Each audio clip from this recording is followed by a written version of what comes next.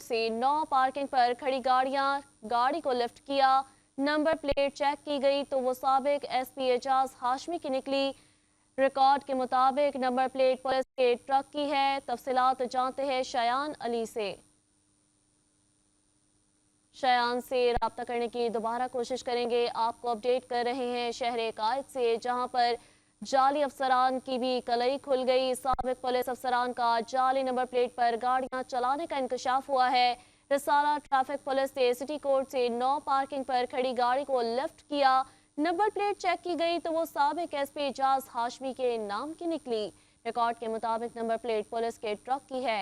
आपको बता रहे हैं कि शहर कायद में ये वाकया पेश आया, जहां पर एक गाड़ी को लिफ्ट किया गया तो वो पुलिस अफसर की निकली। और कराची में साबिक पुलिस अफसरान का जाली नंबर प्लेट पर गाड़ियां चलाने का इंकशाफ हुआ।